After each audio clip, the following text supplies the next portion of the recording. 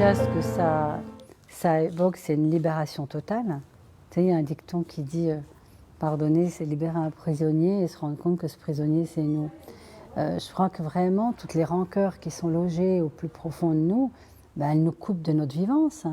On ne peut pas être entier.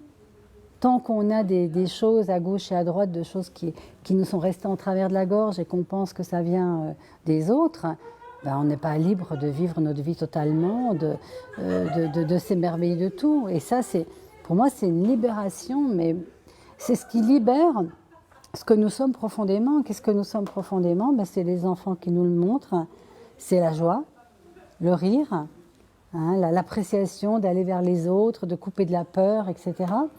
Et qu'est-ce qu'il y a de plus grand et de plus beau que de retrouver cette joie originelle, cette joie qui est toujours en nous en fait.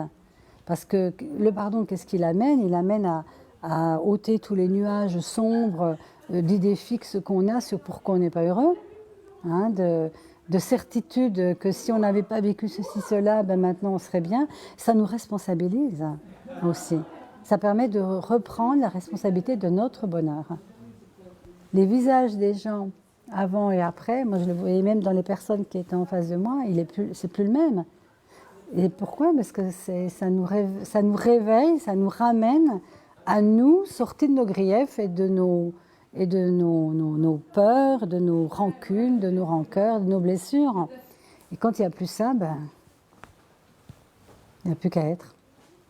Il n'y a plus que la joie, la gratitude. C'est beau, c'est vraiment beau.